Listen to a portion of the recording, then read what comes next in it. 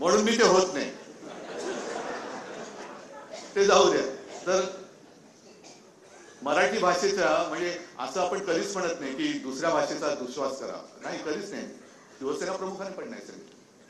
म्हणजे मराठी शाळा बंद पडतायत, दुर्दैव आहे. पण आता काय झालंय की पालक म्हणजे आता माझी पण मुलं मराठी इंग्लिश शाळेत शिकले ना, तेव्हा किती काऊर उठलं होतं.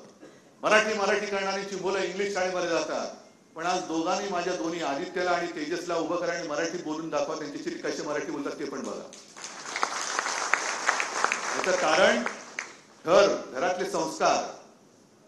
ज्या क्षणी आदित्यला इंग्लिश शाळेमध्ये आम्ही ऍडमिशन मिळण्यासाठी जात होतो, तेव्हाच मला बाळासाहेबांनी सांगितलं होतं, मला आणि रश्मीला, की एक लक्षात ठेवा, इंग्रजी शाळेमध्ये घरामध्ये मराठी, आणि घरामध्ये ते डॅड मॉम नाही चालणार, इकडे आई बाबाच बोलायचं. कारण हे संस्कार आहेत. आम्ही मराठी शाळेत शिकलो, तुम्ही सुद्धा मराठी शाळेत शिकलात. शिवसेना प्रमुखांना आणि माझ्या आजोबांना तर शाळेचं शिक्षणच पूर्ण नाही करता आलं. कुठल्या शाळेत शिकले विचारायची सोय नाही.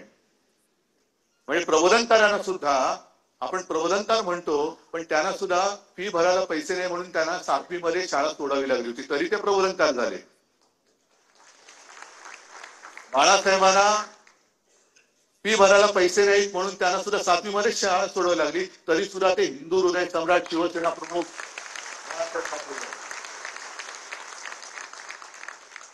ज्याला शिकायचं असतं तो कसाही शिकत असतो, पण शिकायचं काय हे सांगणारे आपण आहोत. घरामध्ये मराठी आणि शाळेमध्ये तुम्ही इंग्रजी शिका.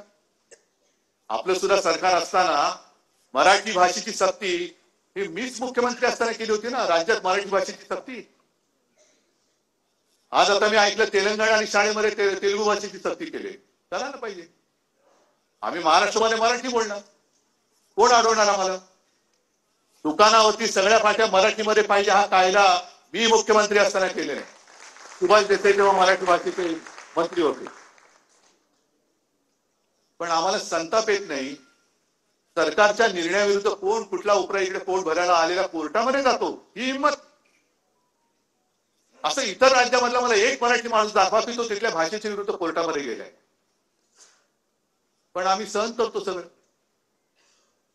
मराठी इकडे आल्यानंतर, महाराष्ट्रामध्ये आल्यानंतर आम्ही दुसऱ्या भाषेचा दुस्वास करत नाही. आहेत ना आज सुद्धा इकडे काही हिंदी भाषिक असतील, काही गुजराती असतील, कारण आम्ही हिंदू आहोतच, पण आम्ही मराठी सुद्धा आहोत. मराठी म्हणजे हिंदू नाही असं होत नाही, आणि हिंदू म्हणजे मराठी नाही असं होत नाही. आम्ही आमच्या मातृभाषेत बोलतो आहोत, आमच्या राज्यामध्ये, आमच्या घरामध्ये बोलतो आहोत. आज नाही का काल माझ्याकडे ते बेळगावचे तो शुभम वगैरे आला होता, तिकडे सुद्धा कानडी आणि मराठी हा वाद चालतो. पण वैशिष्ट्य म्हणजे काय, तिकडे कन्नड भाषा म्हटल्यानंतर सगळे पक्षीय पातळ्या सोडून एकत्र होतात.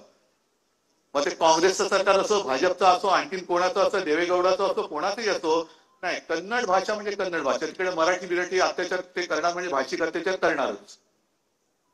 म्हणजे आपल्याला असं वाटतं की यांचं सरकार बरं नाही, यांच्याविषयी त्यांचं बरं होतं, त्यांच्याविषयी त्यांचं बरं होतं. तशी आपल्याकडे अजून एकजूट होत नाहीये. म्हणजे जो शिवसेना प्रमुखांनी आपल्याला पहिल्यांदा जो एक मंत्री दिला होता, जो मी 23 जानेवारीला सांगितलं होतं की 96 कोळी 92 कोळी, मराठा मराठेतर, ब्राह्मण ब्राह्मणेतर, 96 कोळी 92 कोळी, स्पृश्य अस्पृश्य, घाटी कोकणी, हे सगळे भेदाभेद गाडून मराठी माणसाची भक्कम एकजूट बांधा.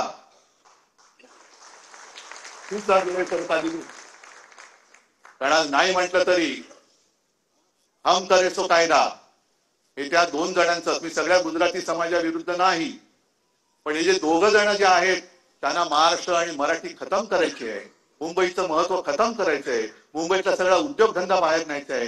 सगळं हिरे बाजार नेला, सगळं नेलं, काल पेटंटचं कार्यालय नेलं, सगळं घेऊन जायचं आणि मराठी माणसाच्या हातामध्ये फक्त भिकेचा कटोरा द्यायचा.